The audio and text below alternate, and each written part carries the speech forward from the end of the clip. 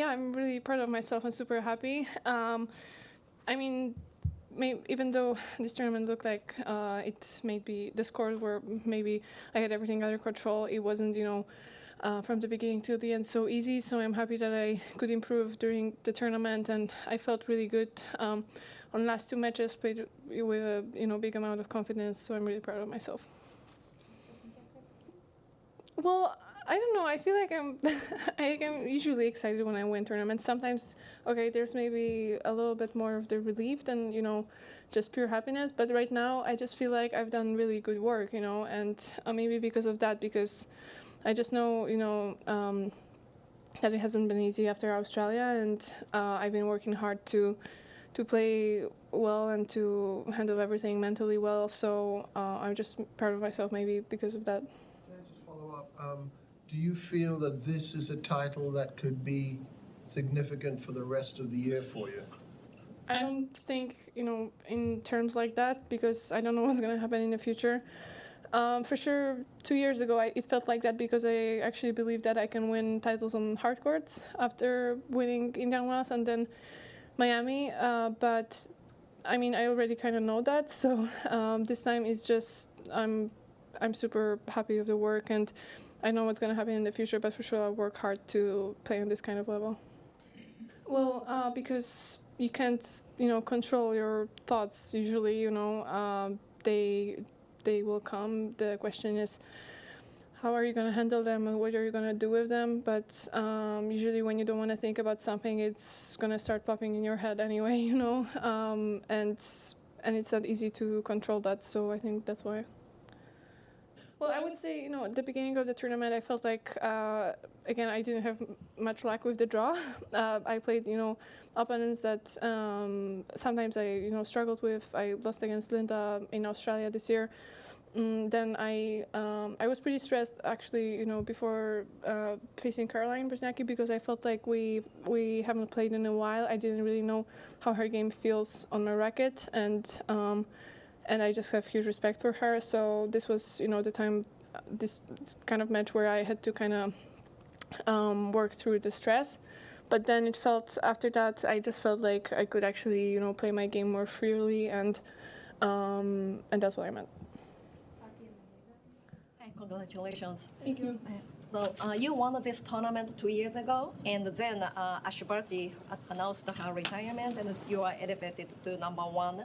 And since then, you have been number one, except for just a couple of weeks. So if you look back on these 2 years, what is the thing that you are most proud of? And do you recall a little bit about the time that you became a number one 2 years ago? Oh, well, I remember everything, honestly. It was pretty crazy, but I'm pretty proud of the way I adapted to all these challenges that I had to face.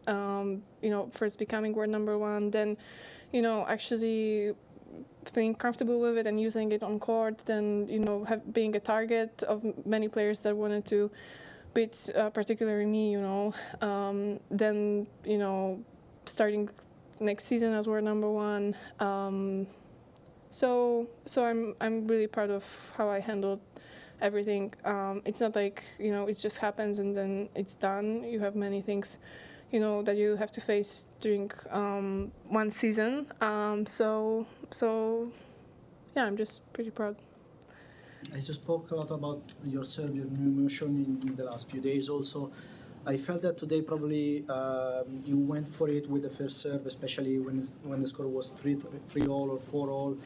How would you rate that part of the game, and if you really trusted it, if you felt more comfortable match after match here? Yes, for sure. I felt more comfortable match after match. It wasn't, like only about the serve. It was overall, how I felt. But regarding the serve, actually somebody from my team told me about this moment of the match, but I don't really remember now. But I think I had this. What I like what served good first serves. For example, on 4-all, you were 15-all, and you hit 3 on return to first serve, especially with the knees on the tee. Remember that there were also new balls, so so it may be also about that. But I'm always kind of focusing on my serve. I feel like it's one of the. I mean, I was this kind of player that just pushed the ball into the court to start the rally or something, but now I feel like I can do more with my serve, so I'm trying to make proper decisions, and I guess I made the good ones today. After the match, what was that like? And is it weird just having to shift gears from you're playing a final and then 20 minutes later you're like doing I already got used to all this post-match craziness. For sure, meeting Zendaya was crazy, but on the other hand, she's a human like all of us, so I was just, happy that she's enjoying tennis, and she's, having this movie with tennis theme coming out, so that should be pretty exciting. She can practice with me anytime if she wants, but for sure it was fun, and she's a really great person, so I feel pretty privileged that I'm in this place where I can meet that kind of people. Is it like for you this time of year, you have one more tournament left until you can get back on the clay, which is a surface you've done pretty well on. Is there any translation from success on hard courts to the clay? Does it set it up in some way, or is it? And then as you get closer to that time of year, do you just get hungrier or feel relief, or what's the emotions? I would say at earlier stages of my career and when I was a junior, I always felt, bigger kick of motivation and I'm in my place right now to play better. But now it doesn't really matter because I feel like I can play well also on hard courts. I would say I'm not really thinking much about clay yet, during the Miami tournament, because maybe my conditioning coach would think a little bit more because we're adding some exercises that are maybe gonna help with movements on clay and everything, but I'm not really thinking about that. I mean, I don't need to really overthink it because I don't need much time on clay to get used to this surface, so I'm just gonna start thinking about it when I'm gonna have my first practice on clay. But also, I think we have Fed Cup on hard courts, so I'm just gonna basically do the transition right before Stuttgart, which is gonna be tough, but I've done that years ago and it was fine. What do you think it is feeling like a number one? I would say you just feel like your game is better than anyone out there. Obviously, it's not for granted that you're going to win because of that, but you feel like you have skills and you have everything to be able to present your best game. You don't because of that, I don't expect like it's gonna happen all the time. But I just know that it's somewhere there, and I need to make the best work to put it out there.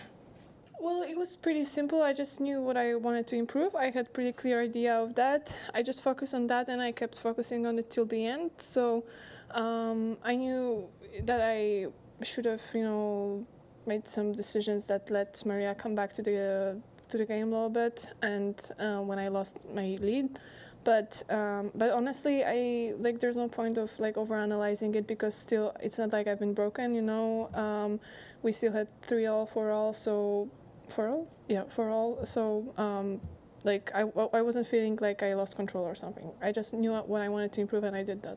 Iga, just getting back to the number one aspect, you got into that number one position unexpectedly at the time when it happened. Obviously, you're quite comfortable in that role as number one now, but it came out of the blue when Ash retired.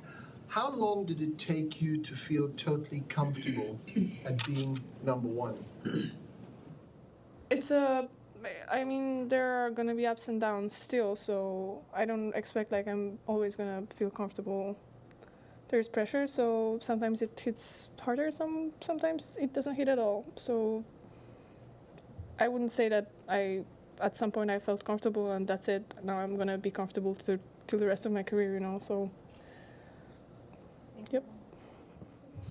Thank you.